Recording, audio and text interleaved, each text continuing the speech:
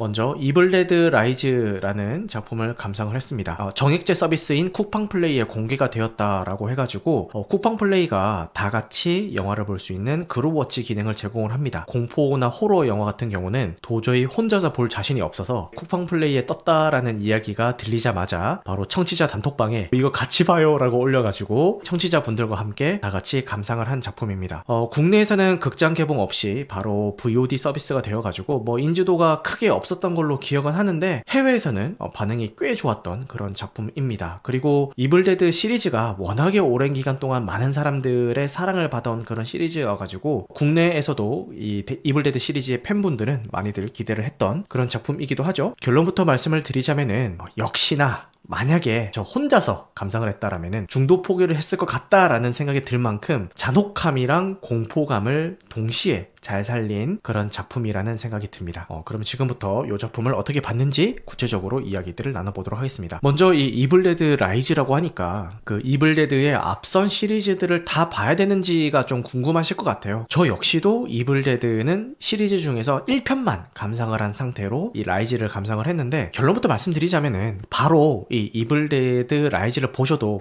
크게 지장은 없을 것 같기는 해요. 1981년에 이 1편이 제작이 됐었죠. 그 당시에 제작되었던 호러 영화는 어떤 느낌일지가 너무 궁금해서 청취자들과 함께 이것도 역시 왓챠에서 감상을 했는데 지금 봐서는 좀 조악해 보일 수도 있는 그 특수효과까지도 특이한 감성으로 다가와가지고 나름 재미있게 봤던 것 같습니다. 그래서 시리즈의 시작인 1편만 본 상황이라서 이 라이즈를 보기 전부터 살짝 걱정이 됐는데 아까도 말씀드렸던 것처럼 큰 문제는 없었고요. 다만 이 시리즈의 팬이라면은 더 반가워할 만한 요소는 있습니다. 대표적으로 전기톱의 등장을 들 수 있을 것 같은데요. 시리즈의 주인공이었던 애쉬의 반려무기 같은 그런 역할을 하고 있죠. 이 전기톱이 시리즈의 팬이라면은 이 이블 데드 라이즈에서 전기톱이 등장하는 순간 환호성을 질렀을 겁니다. 야, 드디어 올 게 왔다 라고 하면서. 하지만 이걸 몰랐더라도 전혀 상관없이 이 작품을 감상하실 수가 있습니다. 그리고 이 이블 데드 시리즈를 관통하는 네크로노미콘의 등장도 마찬가지겠죠.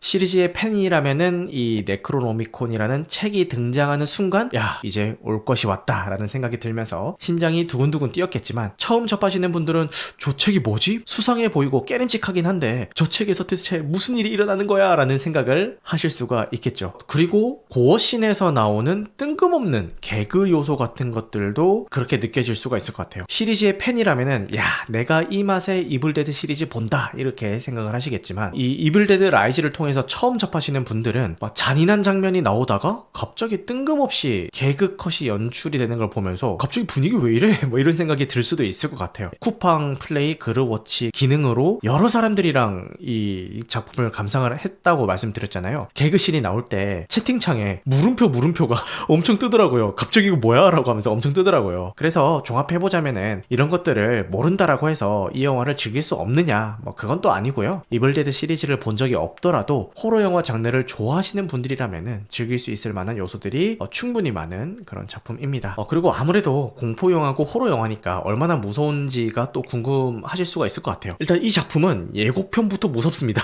유튜브에 그 19금 예고편이 떠 있거든요. 근데 19금이 걸려 있는 게 뭔가 야하다거나 이런 게 아니라 잔인해요. 고어씬 같은 것들이 예고편에 들어가 있어서 이제 19금 예고편인데 와, 이 예고편만 보고도 야, 이거는 혼자서는 못 보겠다라는 생각이 먼저 들었던 것 같아요. 깜짝 놀라게 하는 점프 스퀘어는 나오기는 하는데 주된 방법은 아니에요. 이보다는 뭔가 공포스러운 장면이 연출될 것 같다라는 불안감이랑 그리고 거침없는 고어씬이 이제 더 자주 사용이 되는 그런 느낌입니다. 그래서 후반에 가면은 이 고어씬마저도 마냥 막 잔인하게만 다가온다는 느낌보다는 고어씬이 연출이 되면서 뭔가 막 통쾌한 그런 느낌이 드는 순간이 와요. 주된 메인으로 내세우는 방법은 공포스러운 뭔가가 연출될 것 같다라는 그 불안감을 살리는 방법으로 공포심을 관객에게 전달을 하는 것 같습니다. 대표적으로 예를 들자면 이런 게 있을 수 있을 것 같아요. 극 중에서 엄마가 악마에게 빙의가 된 상태로 복도를 막 활보를 하는데 이 복도 밖에서 만나는 사람들 다 끔찍하게 도륙하고 활보를 하고 있는 그 악마의 빙의된 엄마를 현관문에 달려있는 외시경으로 관찰하는 장면이 나와요. 제한된 시야